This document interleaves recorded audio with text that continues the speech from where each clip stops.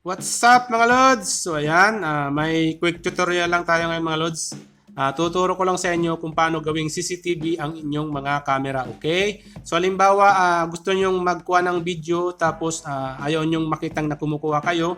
So di ba usually pag nag-open tayo ng camera natin or magkukuha tayo ng video, ang nangyayari, naka-open yung screen, okay? So hindi rin tayo makakapagkuha ng video habang nagagamit tayo ng ibang application, di ba? So dito ang mga Lods ay tuturo ko, pwede nyo gawin yan. Halimbawa kahit naka-off yung screen nyo, nakaganyan, pwede kayong mag-record ng video, okay?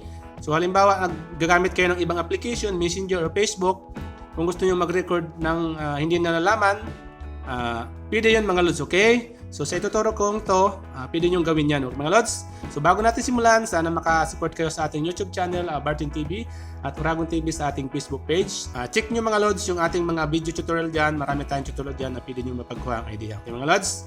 So sisimulan ko mga Lods, katulad dito diba? So kung kukuha tayo ng video, ayan, tapos naka-open yung screen natin, diba? Maliwanag. So hindi tayo malalaman tayo kumukuha tayo ng video, okay? So ang tutorial natin mga Lods, so wag niyo tong gamitin sa kalukuhan, okay? Para lang to sa mga purpose, special purpose pa, hindi sa kalukuhan, ha?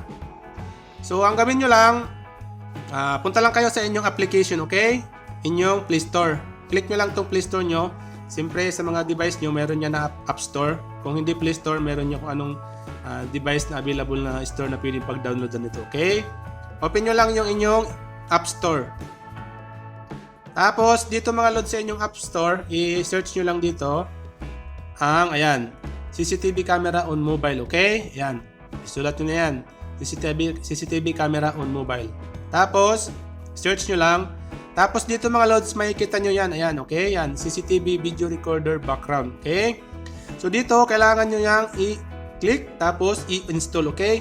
So, dahil ako naka-install na ako, kailangan ko na lang i-open. Okay mga Lods. So dito meron siyang rating. Maganda yung ratings niya. 4.3. Mataas ang ratings niya. Tapos mga comment niya. Maganda naman yung mga experience nila. So meron na itong mahigit 1 million download. Okay mga Lods. So pag once na install na kayo, i-open nyo lang. Tapos dito mga Lods lalabas to. Okay. Ayan. Tapos click nyo lang tong get started. Ayan. Tapos dito Lods, kailangan nyo itong i-allow, okay? Allow CCTV camera to take picture and video record, okay? Allow nyo lang. Tapos dito, i-access nyo ang folder nyo kasi para i-save yung ni-record nyo. Kaya yan, kailangan i-allow. Tapos dito naman, audio, siyempre pag magkukuha tayo ng camera, kailangan dapat naka-allow siya. Pag dininay nyo siya, hindi siya makakakuha ng audio, okay? Kaya nga i-allow nyo. Tapos dito mga Lods, so meron siyang mga 4 na setting dito, okay? Kung makukuha tayo ng video Lods, punta lang tayo dito sa video recorder, okay? Click natin yan. Tapos dito Lods, ayan, kung makikita mo, kung ilan yung GB ng inyong device available, lalabas yan dyan. Tapos pwede nyo gamitin yan, okay? So dito, kailangan nyo lang itong i-click, ayan, i-click mo lang yan. So pag once na nag-counting na yan Lods, ibig sabihin, tumatakbo na yung application na yan, okay? Video recorder nyo, okay? So ang gawin nyo lang, i-back nyo lang, dito lang, i-homepage mo lang ng Facebook mo, okay? Wag mong exit. Ayan. Tapos dyan mga Lods, nagre-record na yan, okay? So makikita mo yan doon, sa taas may icon yan doon. So kung gusto nyo maggamit ng Facebook, halimbawa ganyan, ganyan, nagamit tayo ng Facebook, nagre-record pa rin yung mga Lods, okay? So kahit na saan pa man yan, or anong gamitin yung apps, nagre-record pa rin siya, okay? Tapos halimbawa gusto nyo i-off yung screen nyo, ganyan, nagre-record pa rin siya mga Lods, okay? So pwede siyang magawing hidden CCTV or gawing CCTV na hindi nila malalaman na nagre-record ka, okay?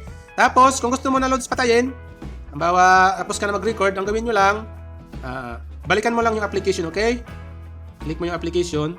Tapos, i-get started mo ulit. Tapos, dito Lods, balik tayo dito sa video recorder, okay? Click mo yung video recorder ulit. Tapos, Lods, ganyan, nagka-count na siya, di ba? Gawin nyo, kung gusto mo nang i-stop, i-click mo lang to, okay? Yan. Ayan, so antay lang tayo. Tapos, yun mga Lods, lalabas na yan. Ayan. Kung gusto nyo i-replay, yan, i-replay nyo lang siya, okay? So ayan na, so meron akong yan, may 1 minutes na na-review kanina. Ayan, so tingnan nyo, kahit na naka-off siya. Ayan. So kahit naka-off siya Lods, magre-record siya, okay? Ayan. Ayan. So pwede nyo gawing CCTV ang inyong mga cellphone mga Lods, okay? So sana natulungan ko kayo mga Lods at ang tutorial na to, sana wag nyo gamitin sa kalokohan, okay? Sa mga special purpose lang at mga importante. Okay mga Lods, so hanggang sa muli, much love, God bless.